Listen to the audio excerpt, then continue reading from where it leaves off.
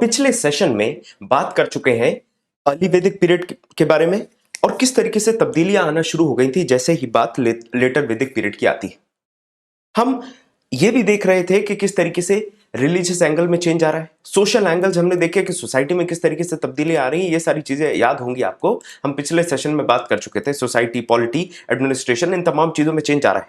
जहां एक तरफ जानवरों का प्रोटेक्शन करने का काम या फिर जो राजा या राजन हुआ करता था वो लोगों का प्रोटेक्शन करता था, लेटर वैदिक पीरियड में वहीं पर बात आने लगती है टेरिटरी की। एक सेक्शन, एक एरिया होता है जिसके ऊपर कंट्रोल करा जाता था राजन के द्वारा, और उस एरिया या फिर उस टेरिटरी को ही गवर्न करा जाएगा वो राजा है। हेरिडिटरी सिस्टम आने वाला है। बहुत सारी जो सभाएं हुआ करती थी या फिर और भी जो एडमिनिस्ट्रेटिव यूनिट्स थे छोटे छोटे, वो भी खत्म होने लगते हैं।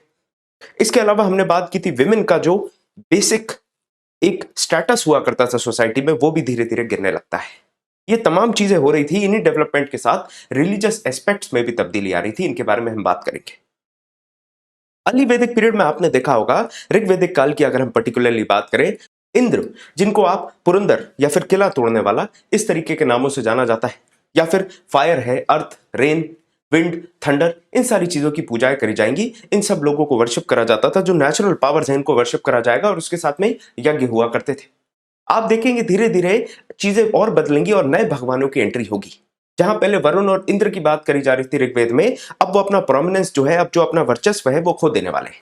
अब यहां पर नए भगवान आने वाले हैं जिनको आप Prajapati the creator, Vishnu the protector और रुद्र द डिस्ट्रॉयर के तरीके से ये जो तीन इंपॉर्टेंट लोग हैं, त्रिदेव जो हैं, ये आ जाएंगे अब लेटर वैदिक काल में। रिलीजियस पॉइंट ऑफ व्यू से धीरे धीरे अब चेंज होने लगा। जो नेचुरल पावर्स की पूजा करी जाती थी अब वो खत्म हो रहा है। अब यहां पर बात होगी आपकी प्रजापति, विष्णु और रुद्र की, जिसको आप सामान्य भाषा में ब्रह्मा, विष्णु, महेश के नाम से जानते हैं। साथ में जो रिचुअल्स होते थे, पहले जो रिचुअल्स होंगे, पहले यज्ञ हुआ करते थे, अब थोड़े रिचुअल्स होंगे, स्टेप्स हुआ करते थे, अब धीरे धीरे स्टेप्स आ जाएंगे कि इसके बाद ये, इसके बाद ये, इसके बाद ये, इस तरीके से रिचुअल्स होंगे, सैक्रिफाइसेस होंगे। और ये जो तमाम बलि चढ़ाई जा रही है, सैक्रिफाइस करे जा रहे हैं, इसमें एक आदमी होगा जो सुपरवाइज करेगा, और जो सुपरवाइज करने वाला आदमी होगा उनका नाम प्रीस्ट या पुरोहित हो जाएगा। ये पुरोहित का जो काम है पुश्तैनी चलने लगेगा, हेरिडिटरी हो जाएगा। मतलब ये है कि पुरोहित का बेटा जो है वो भी पुरोहित ही बनने वाला है। इस तरीके का हिसाब किताब लेटर वैदिक पीरियड में आता है। हालांकि इस समय पर भी आपको मंदिरों का या फिर बुद्ध पूजा या फिर मूर्ति पूजा का कोई अवशेष या फिर कोई भी साक्ष्य नहीं मिलेगा। जादू तो ना, इसके अलावा आप अपशगुन की बात करते हैं, ये सारी चीजें जो है, गुड एंड बैड ओमेंस, ये सारी चीजें भी आपकी जो रोजमर्रा का जीवन है, सोशल रिलीजियस लाइफ जो है, उसमें एंटर कर चुका था। तो यहां तक आपको क्लियर होगा कि किस तरीके से भगवानों का रोल बदल रहा था। यहां पर हम बात करने वाले बहुत अलग अलग कहानियों की, जिसमें आप यहां पर देख सकते हैं, इस पिक्चर में दिखाया जा रहा है समुद्र मंथन को, जहां पर एक तरफ दैत्य हैं और दूसरी तरफ देवता है। ये दोनों समुद्र में मंथन करेंगे और उसके बाद जो अलग अलग वरदान है जिसमें अमृत और भी तमाम चीजें निकलती है। बात हम कर रहे हैं रिलीजियस एस्पेक्ट्स की, तो हमें उन मुकद्दस किताबों की बात करने की जरूरत है। उन जो टेक्स्ट है उनकी बात करेंगे। जैसे धीरे धीरे डेवलपमेंट जब आता है तो जो लेटर वैदिक फेस है उसमें ही उपनिषद डेवलप होती है, उपनिषदिक फिलॉसफी भी डेवलप होती है। ये उपनिषदिक फिलॉसफी की दरकार क्या थी, क्या जरूरत थी इसकी, अगर इस पे हम चर्चा करें, इस पे रोशनी डालें, तो जरूरत ये थी कि धीरे धीरे जो लेटर वैदिक काल है उसमें रिचुअलिस्टिक प्रैक्टिसेस बहुत बढ़ गई थी, आडंबर बहुत बढ़ गए थे। एक चीज जो प्रीस्ट ही करा सकता है, अगर आप उसको खुद करना चाहें तो वो आप नहीं कर सकते हैं। तो सिंप्लीफिकेशन नहीं था, और उसी को सिंप्लीफाई करने के लिए, रिलीजियस प्रैक्टिसेस को सिंप्लीफाई करने का काम उपनिषदिक फिलॉसफीज या उपनिषद ने किया। कुछ क्षत्रियों के नाम बताए जाते हैं, कुछ राजा हैं जो लेटर वैदिक फेस में, जिनको हासिल हुआ ब्रह्म की जानकारी, जो सुप्रीम ब्रह्म है। ब्रह्म मतलब जिसके बारे में हम बात कर चुके हैं शंकराचार्य के बारे में जब हमने चर्चा की थी, हालांकि आगे भी हम चर्चा करेंगे। तो जो ब्रह्म की बात करते हैं, जो ईश्वर की बात करते हैं, all conscious, absolute, super powerful, इस तरीके से जो एक बीइंग है उसके बारे में बात करते हैं, वो है ब्रह्म। तो ब्रह्म की जानकारी जनक और विश्वामित्र जैसे क्षत्रियों को भी होती है। धर्म का मायना समझा जाता है, धर्म का मायना होता है कि अपने कर्तव्यों को निभाना। जैसे कि अगर आप एक एस्पिरेंट है तो एस्पिरेंट का धर्म है अपनी पढ़ाई पूरी ईमानदारी से करना, अपने एग्जाम की तैयारी पूरे निष्ठा से करना। इसके अलावा रीत, जो आपको सुना होगा, आपने गाना है प्रीत जहां की रीत सदा, इस तरीके से गाने सुने हैं। रीत का मतलब बेसिकली क्या होता है, एक ड्यूटी जो आप अपनी निभा रहे हैं, जो फंडामेंटल लॉ जो चल रहे हैं इलाके के, वो आपके रीत हो जाएंगे। जैसे कि मान के चलिए, रीत का एग्जाम्पल अगर हम ले तो माँ जो है वो बच्चे का पालन पोषण करती है, रीत चली आई है। तो इस तरीके से आप रीत को समझ सकते हैं, और इसी हिसाब से, इसी रीत के हिसाब से ये पूरा यूनिवर्स जो ये पूरी सृष्टि है ये चल रही है।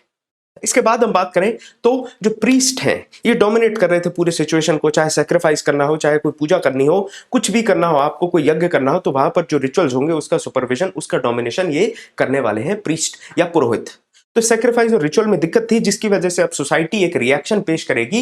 इसका एक डायरेक्ट रिजल्ट आपको देखने मिलता है जब बुद्धिज्म और जैनिज्म जैसे अलग अलग तरीके, अलग अलग रिलीजन्स आने लगेंगे सोसाइटी में। इसके बारे में हम आगे चर्चा करेंगे जो अगला सेशन आएगा उसमें। तो देखिए इस तरीके से ये उपनिषदिक प्रैक्टिसेस होती है जिसमें टीचर जो है वो बैठेगा और टीचर के साथ डिसाइपल बैठ के जो आइडियाज है उन पर डिस्कशन करते हैं और टीचर की जो बातें हैं उनको समझा और सुना करते हैं। इसके बाद हम बात करें कुछ भगवानों की जिससे आपको सीधे सवाल पूछे जा सकते हैं। जैसे अगर इंद्र की बात करें तो गॉड ऑफ लाइटनिंग, आपने हमेशा देखा होगा इनको वज्र के साथ दिखाया जाता है। इस तरीके से एक लाइट के तरीके से इनके साथ एक हथियार दिखाया जाता है, इनका वेपन दिखाया जाता है। ग्रीक फिलोसफी में भी कहीं ना कहीं एक एनोलॉजी ड्रॉ करी जाती है कि जो ग्रीक फिलोसफी में जो ग्रीक गॉड है जीउस जो है ZEUS, वो इंद्र से ही कहीं ना कहीं ये कॉम्बिनेशन ढूंढा जाता है। जो हिंदू माइथोलॉजी है उससे संबंध होगा या फिर अर्ली ऋग्वेदिक माइथोलॉजी से संबंध होगा। लगभग 250 हेम्स जो है वो इंद्र के लिए डेडिकेटेड है। साथ में आप देखेंगे जो इनका प्रोमिनेंस है या जो वर्चस्व है धीरे धीरे लेटर वैदिक पीरियड में कम होने लगता है। इनको पुरंदर या फिर डिस्ट्रॉयर और फोर्ट्स के नाम से भी जाना जाता है। ये बात हम कर चुके हैं। उसके बाद वायु की बात आती है जो कि हवा के देवता हैं, अग्नि फायर के देवता जो कि प्योरिटी और यज्ञ के लिए बहुत महत्वपूर्ण थे। इनको एक इंटरमीडिएटरी माना जाता था कि यहां से आप कोई भी यज्ञ करेंगे तो वो पूरा ईश्वर तक पहुंचाने का काम अग्नि का है। उसके बाद सूर्य लाइफ सोर्स, आप देखिए विष्णु है, सावित्री है, मित्र, पूषण, इस तरीके से अलग अलग भगवानों के बारे में भी जो एट्रीब्यूट्स है वो बताए गए। Rudra God of destruction, Aditi mother of God, और उषा जो है गॉडेस ऑफ डॉन, मतलब जो सुबह होती है आपकी जब हल्की सी लालिमा होती है सूरज में, वो हो गई उषा। वरुण जो है God of water and morals. तो इस तरीके से अलग अलग भगवानों की बात करी जाती है और वरुण देव और इन तमाम भगवानों ने भी धीरे धीरे प्रोमिनेंस कुछ जगह पर कम होगी। जैसे अगर हम बात करें तो रुद्र की जो प्रोमिनेंस है वो बढ़ती है लेटर वैदिक काल में, और उनके अलावा जो अन्य भगवान है उनकी प्रोमिनेंस कम होने वाली है।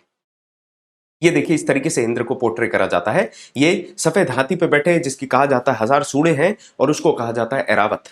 इसके अलावा इनके हाथ में एक वज्र होगा, ये वज्र इनका वेपन होता था। इस तरीके से लाइटनिंग बोल्ट कहते हैं इसको अंग्रेजी में, आपने देखा होगा कुछ माइथोलॉजिकल सीरियल्स वगैरह आते हैं उनमें काफी जानकारी इनके बारे में दी जाती है।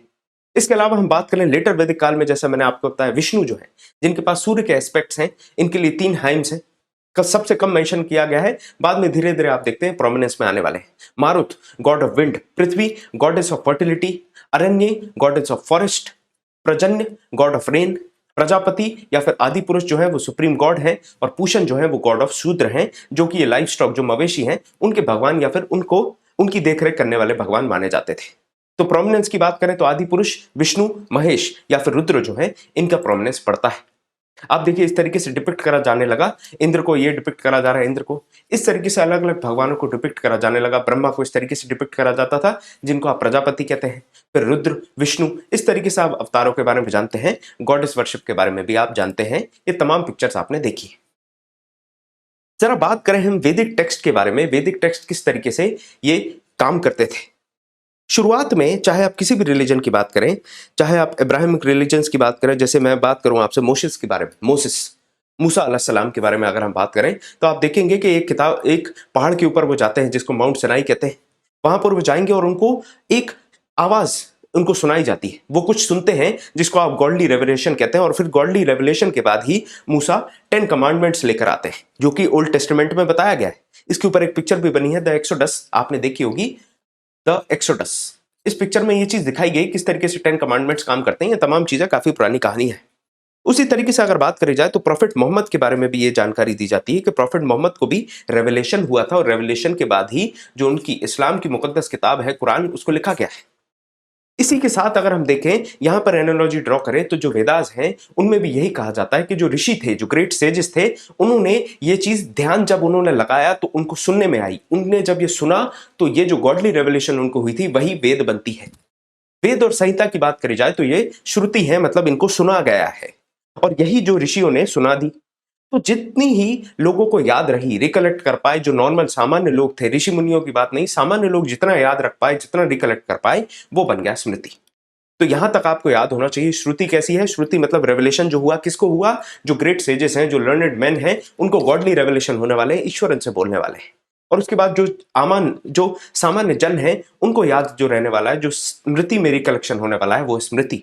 और स्मृति के एग्जाम्पल ही आ जाते हैं आपको, जैसे ब्रह्मनाज है, अरण्यक है, उपनिषद है, वेदांग या फिर उपवेद जो है, ये तमाम किताबें जो हैं ये आने वाली हैं स्मृति में।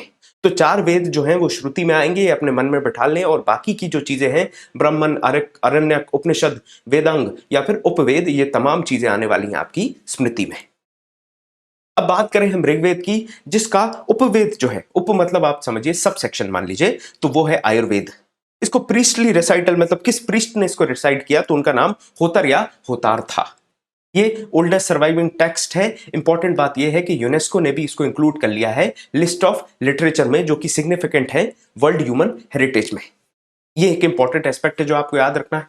साथ में अगर हम बात करें तो ओरिजिन ऑफ यूनिवर्स के बारे में इसमें बताया गया है। बहुत सारी हाइम्स हैं जो इंद्र के लिए, मैंने आपको बताया 250 के आसपास जो हाइम्स हैं वो डेडिकेटेड है इंद्र के लिए। साथ में जो वर्ण सिस्टम है वो 10वें मंडल में हमें पता चलता है पुरुष सूक्त के अंदर ऋग्वेद में। जीवन मृत्यु के बारे में, क्रिएशन, सेक्रीफाइस के बारे में, और जो गॉडली प्लेजर के लिए आपने जो 2 ड्रिंक्स की बात मैंने करी थी, सुरा और सोमा, जिसमें सोम जो है वो पिया जा सकता है, उसके लिए प्रीस्ट भी आपको परमिट करते थे, वो चीज यहां पर है। इसके अलावा अगर हम बात करें तो ऋग्वेद में जो मैंने आपको बताया यूनेस्को वर्ल्ड हेरिटेज में ऐड किया गया है, ये आपको याद रखना है। ये सबसे पुराना ओल्डेस्ट सर्वाइविंग टेक्स्ट है। तो ऋग्वेद के बारे में इतनी जानकारी बहुत महत्वपूर्ण है, कहीं भी अगर आपको आए सवाल तो आपको याद रखना है।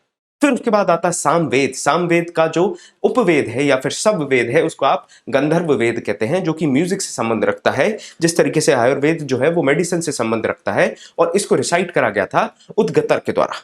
उद्गतर ने इसको रिसाइट करा, और ये ही किताब सबसे पुरानी किताब मानी जाती है म्यूजिक में।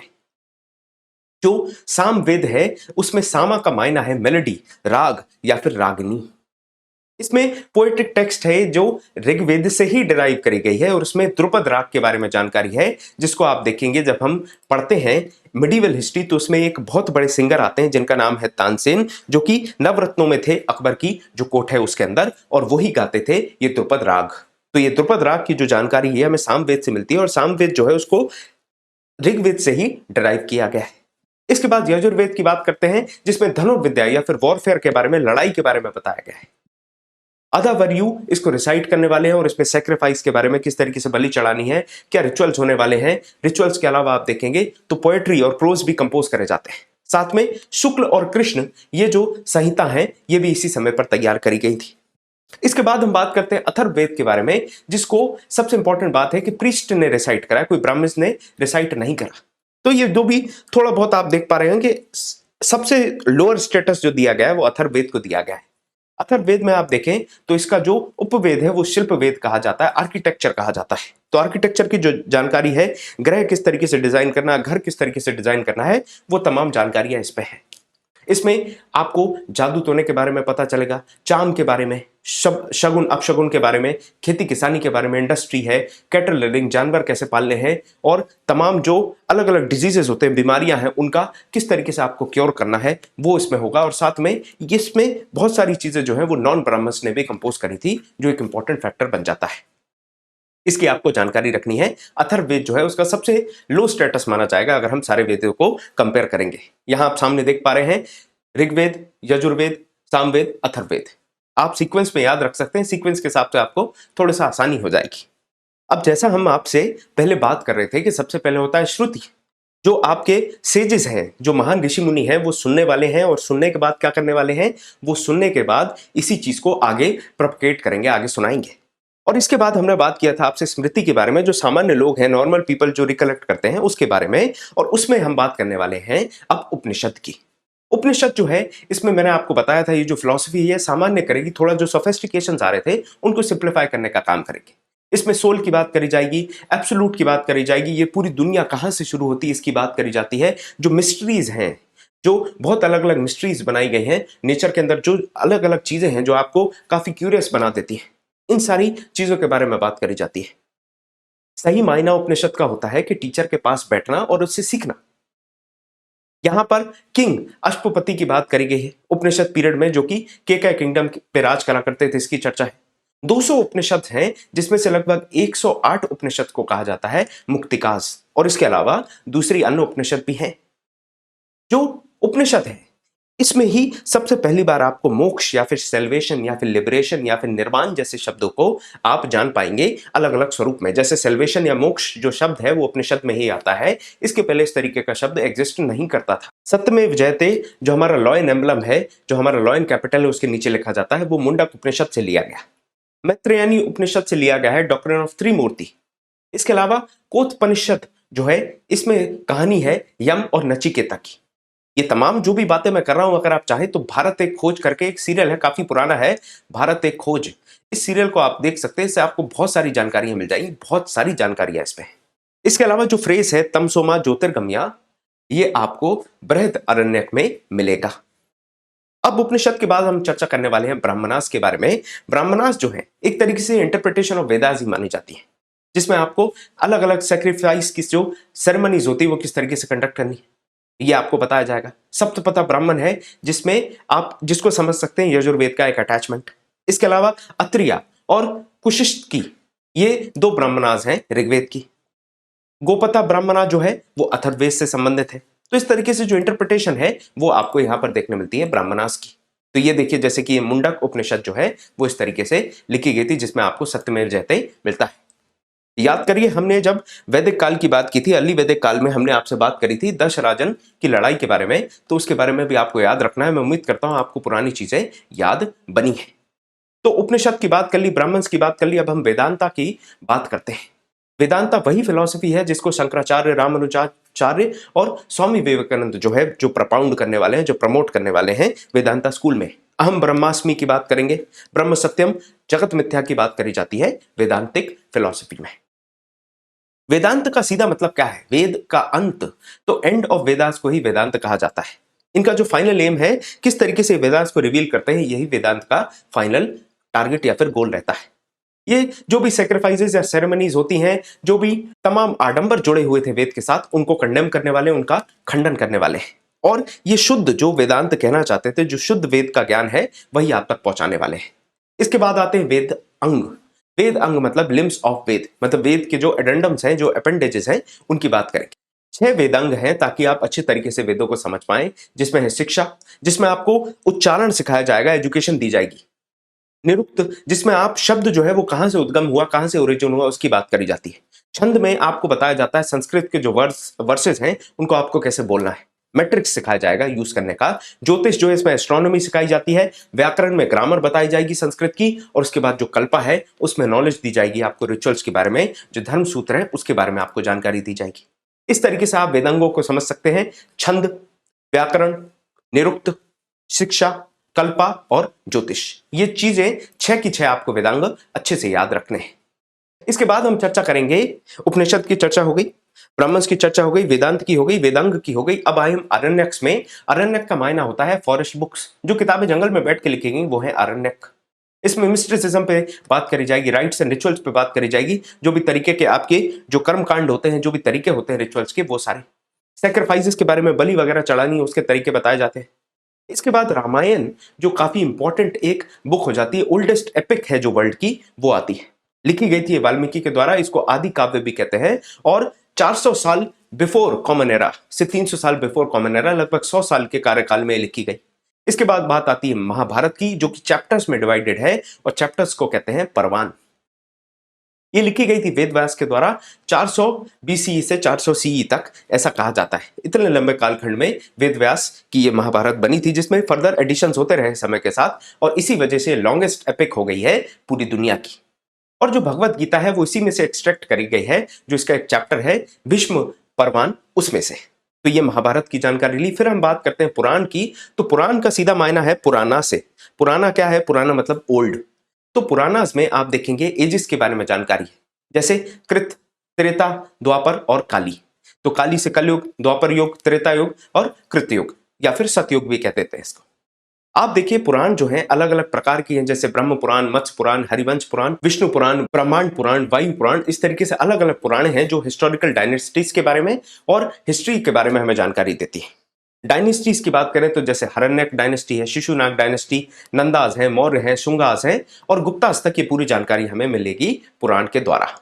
18 पुराण है, जिसमें से श्रीमद् भगवत गीता जो है वो क्राउन ज्वेल मानी जाती है तमाम पुराणों की। आप यहां पर देख सकते हैं 18 पुराणों को अग्नि, ब्रह्म, भगवत, ब्रह्मांड, गरुण। गरुण पुराण के बारे में आपको जानकारी होगी। जब कोई मर जाता है तो उसके बाद गरुण पुराण का पाठ करा जाता है, जिससे कि वो बैतरणी नदी में गाय के ऊपर बैठकर बैतरणी नदी को पार कर पाए। तो उस तरीके की जो परंपराएं हैं वो करी जाती है। ये तमाम जो पुराण हैं इनका आप नाम पढ़ सकते हैं। वायु, विष्णु, शिव, स्कंद, वामन, वाराह, मत्स्य, नारद, बहुत सारी पुराणे हैं। इनके बारे में आप जानकारी ले सकते हैं। मुख्यतः 18 पुराणे जो कि आपको हिस्टोरिकल पॉइंट ऑफ व्यू से भी इंपॉर्टेंट है। उस समय की डायनेस्टीज और उस समय की जो हिस्टोरिकल सिचुएशन थी उसकी जानकारी आपको मिलती है। पुराण का मायना पुराना। आप यहां पर देखें भगवत गीता का सीन है जिसमें अर्जुन को बताया जा रहा है कि किस तरीके से आपको अपना कर्म करते रहना है। इसी तरीके से भगवत गीता में बहुत सारी चीजें बताई गई, बहुत सारी इंपॉर्टेंट डायरेक्शंस दिए गए हैं। अक्सर एमबीए के जो छात्र हैं वो भगवत गीता को बहुत ज्यादा इंपॉर्टेंट मानते हैं और इस्कॉन टेम्पल वाले भी उसको इस तरीके से समझाते हैं, पढ़ाते हैं कि वो आप अपने सामान्य जीवन में आज भी अप्लाई कर सकते हैं। हालांकि ये काफी पुरानी किताब है लेकिन आज भी ये उतनी ही एप्लीकेबल है, उतनी ही यूजफुल है जितनी उस समय अर्जुन के लिए थी। इसके बाद हम बात करें धर्मशास्त्र की। धर्मशास्त्र में सीधा सीधा आपके धर्म के बारे में बताया जाता है। कोड ऑफ कंडक्ट कैसा रहना चाहिए उसके बारे में बताया जाता है। मॉरल लॉस को, राइटसनेस को, इन सारी चीजों को हाईलाइट करा जाएगा। इसके साथ में जो जंबाला उपनिषद है उसमें आश्रमों के बारे में, जो 4 स्टेजेस हैं उसके बारे में बताया गया है और 4 पुरुषार्थ या फिर जो आपके गोल, अर्थ क्या है आपके जीवन का, एक पुरुष के जीवन का अर्थ क्या है, इसको बताया जाता है। अब नाम में ही पुरुषार्थ है, इसका सीधा मायना यह है कि ये चीजें विमेन और शूद्र पे अप्लाई नहीं हुआ करती थी। सबसे पहले आप ब्रह्मचर्य की बात करें जिसमें आप स्टूडेंट का जीवन जीते हैं, जिसमें सेलिबेसी को आप मेंटेन करेंगे और अपनी जो नॉलेज है उसको आप गेन करेंगे, अटेन करेंगे, विद्या का आप अर्जन करेंगे। वो आपका सबसे पहले आ गया धर्म। उसके बाद बात आता है गृहस्थ जीवन का, जिसमें आप वैवाहिक जीवन जिएंगे, जिसमें आप पैसे और जो प्रोजनी मतलब काम और अर्थ पर ध्यान लगाते हैं, यह आपका दूसरा आश्रम हो गया। तीसरी स्टेज आती है आपके जीवन में वनप्रस्थ, जिसमें आप ये सारी तमाम जो आडंबर हैं उनको छोड़ देते हैं, एक स्पिरिचुअल विजडम की तरफ आगे बढ़ेंगे। और चौथा आता है संन्यास, जिसमें आप सारी चीजों को छोड़ के, सारी मोहमायाओं को छोड़ के आप क्या करेंगे, अपनी मोक्ष का इंतजार करेंगे, अपने मोक्ष के सारे काम करेंगे ताकि आप मोक्ष मुक्ति प्राप्त कर पाए। तो ये 4 वर्ण में से 3 वर्ण जो है ब्राह्मण, क्षत्रिय और वैश्य, तीनों ही ये सारी चीजें कर सकते थे। ये जो आपको मैंने बताए हैं आश्रमों के बारे में, पुरुषार्थ के बारे में, ये चीजें इन पर अप्लाई हुआ करती थी। बाकी इसके अलावा शूद्र जो है उन पर अप्लाई नहीं होंगी, क्योंकि ब्राह्मण, क्षत्रिय और वैश्य को द्विज या फिर ट्वाइस बॉर्न माना जाता था। ये जो सीक्रेट थ्रेड है वो पहन सकते थे और बाकी शूद्र और तमाम लोग नहीं पहन सकते थे। तमाम मतलब अनटचेबल जो थे वो भी नहीं पहना करते थे। इसके बाद बात करें हम इंडियन फिलॉसफी की, तो इंडियन फिलॉसफी को मेजरली क्लासिफाई किया गया है आस्तिक, मतलब आपकी आस्था है, गॉड एग्जिस्ट करता है या मानते हो कि गॉड की जरूरत है। और नास्तिक मतलब आपको पता है गॉड की जरूरत नहीं है। और थीजम भी यही होता है। थीजम मतलब आप बिलीव करते हो कि हाँ गॉड इज इंपॉर्टेंट। तो नास्तिक आस्तिक का आपको ये मतलब समझ के रखना है। आप गॉड में बिलीव कर रहे हो तो आप हो गए आस्तिक और नहीं कर रहे हो नास्तिक। और थीजम मतलब गॉड है ये मानना, एग्जिस्टेंस ऑफ गॉड को मानना। जैसे बुद्धा एग्जिस्टेंस ऑफ गॉड को नहीं मानते तो वो नहीं कहते थे कि भगवान की जरूरत है, पर यहां पर आप देखेंगे जैनिज्म में माना जाता था। आस्तिक या फिर थीजम जो वेदास को भी जो वेदास पे भी बिलीव रखते थे, उन फिलोसफीज की बात करें तो उत्तर मीमांसा होगी। तार शास्त्र में देखें आप तो न्याय और विशेषिका आता है। इसके बाद सांख्य में देखें आप तो निरीश्वर सांख्य भी है जो कपिल ऋषि के द्वारा दी गई थी, और स ईश्वर सांख्य भी है जो पतंजलि के द्वारा दी गई थी। उसके अलावा पूर्व मीमांसा जो जैमिनी के द्वारा दी गई थी, ये महत्वपूर्ण हो जाती है अस्तिका फिलॉसफी में। उसके बाद नास्तिका की बात करें तो तत्व दर्शन में जो नास्तिक है, नास्तिक में एक तरफ जैन है जो कि बिलीव करते हैं कि भगवान है, पर ये एथिस्टिक है। ये एक तो वेदा में बिलीव नहीं करेंगे और भगवान में बिलीव नहीं करेंगे, लेकिन ये थीजम वाली फिलॉसफी रहती थी। They believe in God, they believe in existence of God. ये कहना ज्यादा सही होगा, एग्जिस्टेंस की बात ज्यादा इंपॉर्टेंट है। एथिस्टिक की बात करें और एथीज्म की बात करें तो चारवाक और बुद्धिज्म ये दोनों इंपॉर्टेंट कैरेक्टरिस्टिक्स या फिर इंपॉर्टेंट फिलॉसफीज हो जाती हैं। जिसमें चारवाक की ये कहता था कि घी पियो उधार मांग के, मतलब मजे में जिंदगी जियो, आज मजा कर लो, कल का तुम्हें नहीं पता। क्योंकि उस समय बात ऐसी करी जाती थी कि आप त्याग करें, तप करें, अपने टेम्पटेशंस पे ध्यान दें, अपने टेम्पटेशंस को गिवन ना करें, आपको जो खाना है वो मत खाएं, आपको व्रत रखना जरूरी है, आपको सेलिबेसी मेंटेन करना जरूरी है। ये सारी तमाम बातें बताई जाती थी। और चारवाक इसका उलट कहते थे। चारवाक कहते थे कि कल का क्या भरोसा, कल जरूरी नहीं है मुझे स्वर्ग मिले, क्योंकि मैंने तो स्वर्ग देखा ही नहीं है, और मरने के बाद कोई मेरे पास आया नहीं और मुझे बताया नहीं कि स्वर्ग मिलता है या नहीं। मेरे सामने जो है मेरे लिए वही सही है। या फिर एक मटेरियलिस्टिक फिलॉसफी को ये सपोर्ट करा करते थे। और इसी वजह से अगर आप देखेंगे तो ये जो चारवाक की फिलॉसफी है, मटेरियलिस्टिक फिलॉसफी, इसको आप कहीं ना कहीं वेस्ट से जोड़ के देख सकते हैं। वेस्ट में भी मटेरियलिस्टिक फिलॉसफी है, शरीर को जो चीजें सुख दे उनके ऊपर ज्यादा ध्यान दिया जाता है। तो चारवाक की फिलॉसफी इस तरीके से हुआ करती थी। वो कहता था कि भविष्य की कौड़ी के लिए या सोने के सिक्के के लिए जो मुझे मिले या ना मिले, मैं यहां पर जो सामने दिख रहा है उसको नहीं छोड़ूंगा। ये बात चारवाक कहते थे। उधार लो और घी पियो, ये इनका सीधा सीधा फंडा हुआ करता था। इसके अलावा बुद्धिज्म में बात करी जाती थी कि ईश्वर की जरूरत ही नहीं है, आपको मध्यम मार्ग फॉलो करना है, आपको कैरेक्टर बढ़िया रखना है, आपको फेथ अच्छा रखना है। जो अष्टांगिक मार्ग है उसकी भी बात करी।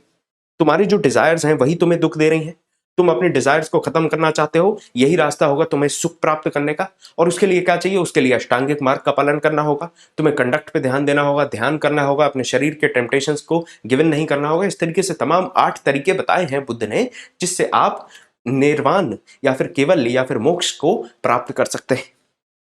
इसी तरीके से जैनिज्म में भी बात करी है कि किस तरीके से आप अपने ये तमाम चीजों को कंट्रोल कर सकते हैं, टेम्पटेशंस को कंट्रोल कर सकते हैं। वहां पर एक कार्मिक पुद्गल वाली बात करी है कि आपका जो कार्मिक पुद्गल है वो ऐड होते हैं, जिसकी वजह से आप कर्म करते हो, और एक बार वो ऐड होना बंद हो जाएंगे, आपके कर्म होना बंद हो जाएंगे, तो आप जिन्न बन जाएंगे, जो कि तीर्थंकर हैं वो बन जाएंगे। इस तरीके से बात करी जाती है। जैनिज्म की फिलॉसफी उस पॉइंट ऑफ व्यू से चलती है। तो हमने बात करी नास्तिक फिलॉसफी की भी और आस्तिक फिलॉसफी की भी। इसके बाद हम बात करें जो दर्शन है, इसमें और गहराई से जरा समझें उनके फाउंडर्स के बारे में, या फिर किस किस ऋषि ने ये फिलॉसफीज दी हैं। अब ये ऋषि इसीलिए इंपॉर्टेंट है क्योंकि मैच द कॉलम में सवाल आते हैं और इसी वजह से हम ये पढ़ रहे हैं। सांख्य जो है ये थ्योरेटिकल फाउंडेशन रखते हैं और ये कपिल ऋषि के द्वारा दी गई थी, ये याद रखना आपको। योग पतंजलि के द्वारा रखी गई थी, जिसमें आपको सोल और गॉड की जानकारी दी जाती है। विशेषिका जो है जिसमें एटॉमिक थ्योरी के ऊपर डिस्कशन है, ये कन्नड़ ऋषि के द्वारा दी गई। न्याय फिलॉसफी गौतम ऋषि के द्वारा, जिसमें लॉजिक की बात करी जाती है।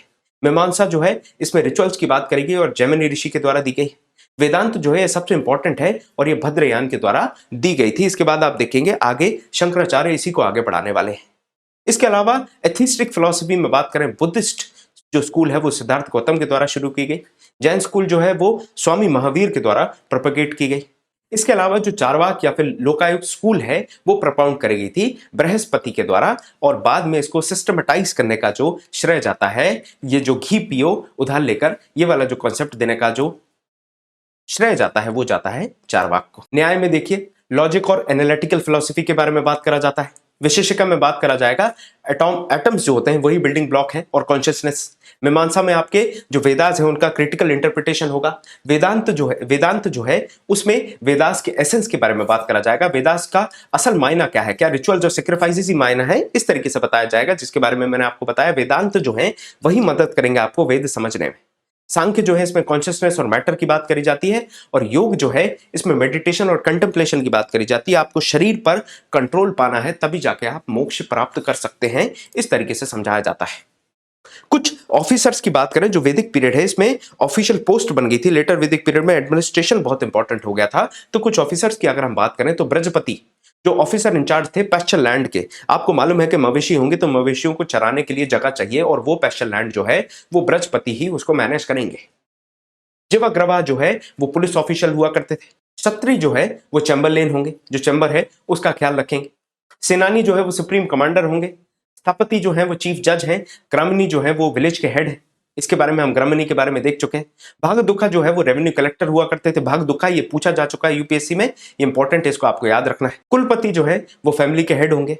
महिषी जो है वो चीफ क्वीन होंगी। सप्शा जो है वो स्पाइस और मैसेंजर होते हैं, जिसको आप बारिद कहा करते हैं। मिडिवल हिस्ट्री में जब हम पढ़ेंगे, जब हम दिल्ली सल्तनत में पढ़ेंगे, तब हम उनको बारिद कहें, जिनको यहां पर स्पसर कहा जा रहा है। सुता जो है वो चैरिटेर जो होते थे उनको सुता कहा जाता था। तो एक तरीके से अगर हम देखें तो जब हम महाभारत की लड़ाई की बात करते हैं तो श्री कृष्ण ने अर्जुन के लिए सुता का रोल प्ले किया था। चैरिटियर जो उनका रथ है उसके सारथी का रोल प्ले किया था। मध्यमासी जो है वो डिस्प्यूट रिजॉल्व करने का काम जो है वो ग्रीवेंस रिड्रेसल का काम मध्यमासी ने किया। तक्षण जो है वो कारपेंटर को कहते थे। पलगला जो है वो मैसेंजर हुआ करता था। संग्रहिता जो है वो ट्रेजरर है। गोवी कर्तना जो है वो फॉरेस्ट और गेम्स जो है मतलब जानवर वगैरह है उनका कीपर हुआ करता था, मतलब एक तरीके से फॉरेस्ट ऑफिसर। अक्षय पावना जो है वो अकाउंटेंट है। पुरोहित जो है वो प्रीस्ट है। ये तमाम जो ऑफिसर की लिस्ट है ये आपको ध्यान रखनी है और इसको रिवाइज करते रहना है। हो सके तो इसका स्क्रीनशॉट ले लीजिएगा, जहां पर भी आपके एग्जाम में ये पूछा जा सकता है, आप एग्जाम देने जाएं तो इसको रिवाइज करके रखें। इसके अलावा जो नदियां हैं महत्वपूर्ण, उनके पुराने नाम भी देख लेते हैं। चेनाब जो रिवर है उसको असकनी कहते थे, व्यास को विपासा, पुरुषनी रवि को कहते थे, रवि पुरुष, इस तरीके से रवि पुरुष का नाम है अगर, तो पुरुषनी आपको याद रहेगा पारुषनी से। उसके बाद वितिस्ता झेलम को कहते थे, काबुल को कुबा कहा जाता था, सुवस्तु कहा जाता था स्वात को, जो स्वात वैली पाकिस्तान में है वहां पर। इसके अलावा सदनेरा कहा जाता था गंडक को, और शुद्रुति कहा जाता था सतलज को, यहां पर एस आएगा, ये शुद्रुति जो है वो सतलज को कहा जाता था, और दृष्टवती कहा जाता था घग्गर को। तो ये आपको तमाम पुरानी जो नदियां हैं इनका नाम याद रखना है। ये स्क्रीनशॉट है, मैंने वहीं से लगाया है भारत एक खोज से। आप चाहे तो भारत एक खोज देख सकते हैं। ये बहुत ही ऐसा सीरियल है जिसको आप बहुत जल्दी निपटा भी देंगे, लेकिन इसके साथ में आपको बहुत सारी चीजें याद रखने में आसानी हो जाएगी। भारत एक खोज, तो भारत एक खोज यूट्यूब पे बड़े आसानी से मिल जाएगा। अगर समय मिले तो इसको देख लीजिएगा। बहुत से चैप्टर्स जो हमने डिस्कस किए हैं उसके बारे में बढ़िया इंफॉर्मेशन यहाँ पर दी गई है। यहाँ पर हमारा सेशन कंप्लीट होता है, जिसमें हमने बात कर ली है अब लेटर वैदिक काल की। अगले डिस्कशन में हम बात करेंगे जैनिज्म के बारे में, फिर बुद्धिज्म के बारे में, और इस तरीके से हमारा सिलसिला आगे बढ़ेगा। तो मिलते हैं आपसे अगले लेक्चर में। बहुत बहुत धन्यवाद।